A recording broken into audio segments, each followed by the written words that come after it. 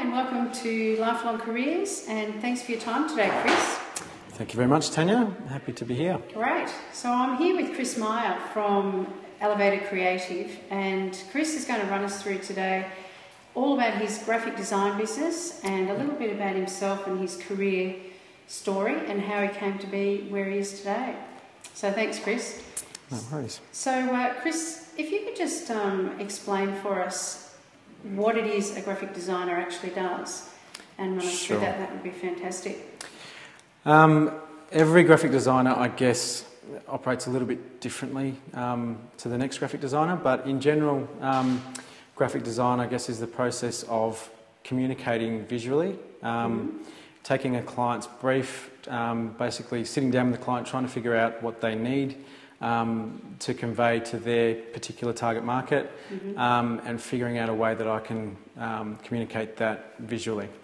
So through various different mediums, both in the print space and also in the digital space. But lately, I guess most of my work has been in the digital space, sort of across web and mobile. Yeah. So when we say digital space, it sounds all nice and modern and funky, but what does that actually mean when we talk about digital space? Is that just online or...? It is basically, yes, it's online. It sometimes can be online or offline depending on what you're looking at.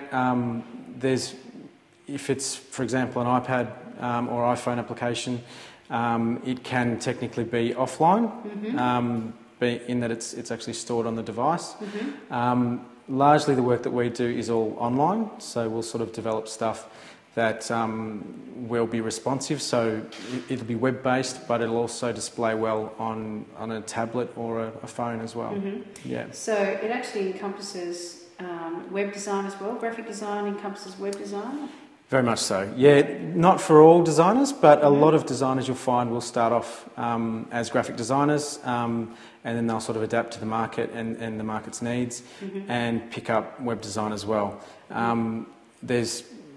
In terms of web design, there's web design and there's web development, which are two totally separate things. I classify myself as a web designer and a graphic designer. The two terms are sort of interchangeable.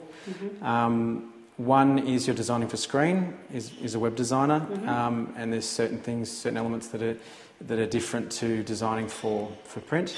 And basically, after I've done a design for screen or for online content, it then gets sent to a developer. Okay. Yeah. So developer is more about the nuts and bolts of putting a website together, whereas you're more about the...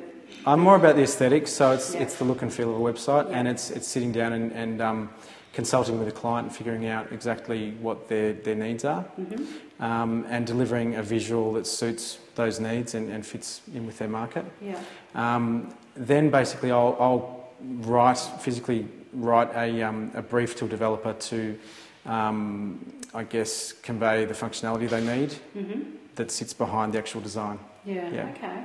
And so when we're talking about the industry, would you say that graphic design is actually one of those growth industries, that it's actually...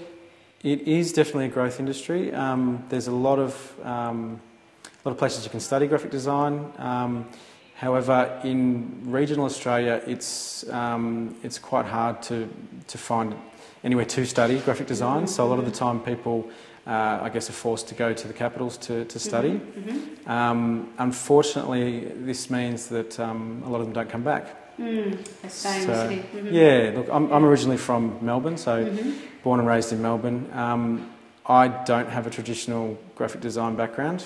I studied communications, so I've actually got a degree in journalism, and I started off with that focus.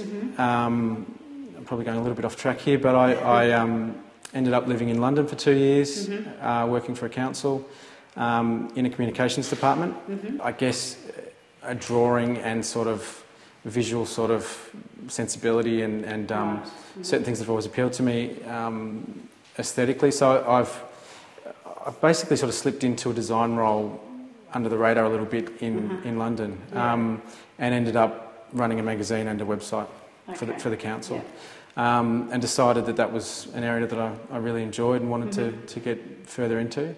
So came back here and really started initially doing more web work than anything else. The market for web is a lot larger than the market for print, and I think over time it's heading further down that path. The print market's sort of shrinking and the web market's expanding. Equally, mobile devices and things like that as well. However, I do see a crossover between the two mediums, which is an interesting topic as well. Well, that was a good segue into my next question, which was a little bit more about you and your career story. Yep. So you're in London, and I guess, have you started off in different industries and you've used those transferable skills to go through into what you're doing now? Yes, I got 2 degrees before I left to go to London. One of them I haven't really used. In saying that, I haven't been in that specific industry, but I think having those skills has sort of helped me in other areas, and having the discipline of going through university has also sort of helped me. The journalism side of things allowed me to get into a magazine environment in London, which was where I actually realised that I liked the design side of the magazine production process more than I liked the journalism side. And that led me to pursue a career in graphic design instead. So you've had that exposure. You were lucky enough to get that exposure. Yes. And work out what your real passion was. Yep. And I've gone through patches, I guess, in the last 15 years of working for myself, working for somebody else, working for myself, and continually sort of changing, and that's reactive to time, money, various sort of pressures, new family, things like that as well. So, so I've worked for a variety of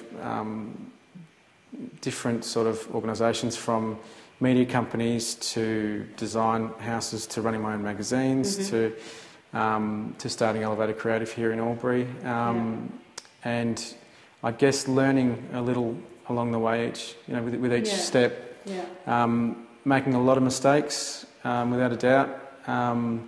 Certain things that I've done that I'll never do again. Certain sort of partnerships I've entered into over past few years that I've decided that are no longer for me. So what they say is, what's the saying? That which doesn't kill you makes you stronger. Hopefully, that's what I'm aiming for. So from a perspective, if a young person approached you and said, I'm really keen on getting into graphic design, and what would be the process and what would be your recommendation and advice? Where would you start off with that? Education, shouldn't be underestimated. I've seen a lot of designers working in a lot of different studios that I've envied in some sort of way. I've thought their processes have been more efficient than mine, and there's been sort of elements of their work that I've thought, I aspire to certain elements of what they do. That said, I think the way that I've come through as well is just an alternative way of getting to the same place. And design's an odd thing, and some people sort of have innately a desire for that sort of, or not a desire, but just that sort of creativity. And it's definitely a creative pursuit, and it's something that you need to be passionate about. It's as a young person coming up, I would just say absorb as much as you can around you, and for me that was definitely magazines, and looking at online blogs. There's a lot of sort of design inspiration blogs out there that I'll spend probably half an hour every morning looking through other people's work. So blogging being writing about graphic design, or are there actually some graphic No, blogging not as in me doing the blog, as in just viewing other people's blogs, other designers' blogs, so what they're actually writing about. And design's very subjective, so it's you need to sort of be abreast of what's going on worldwide in design to stay current. Yes, yeah. And it's very easy to become stale in design. So it's something that you really need to be on top of all the time and sort of looking at current design trends.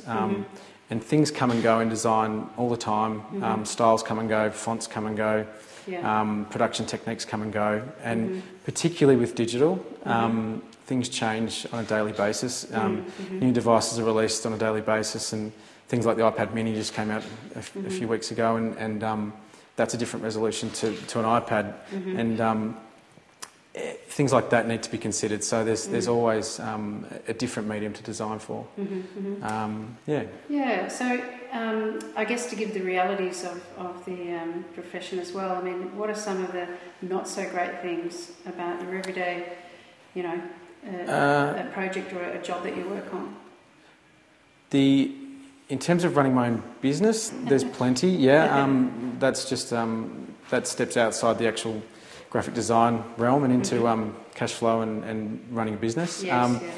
In terms of being a designer, there are, there's times when you get clients that are hard to deal with, and I try to work with people that I get along with, and I think that really helps. And the initial client meeting, you'll sort of get a bit of a gauge on whether you're going to have a good working relationship with that person. And sometimes it's better for both parties if you don't continue past that point. It really is. You can just get a feeling for how the relationship would develop, and if you're compatible. And there is really a compatibility issue there. And for some people, they may not, like my particular design style. They might like another designer's style better. It is a subjective and creative pursuit. So yeah, fantastic. Well, I wish you all the very best. Thank you for Elevator Creative, and I know I'll be using your services at some stage. Fantastic. With my business. And sounds good. Thank you for your time today. Much appreciated. No worries. Thank you.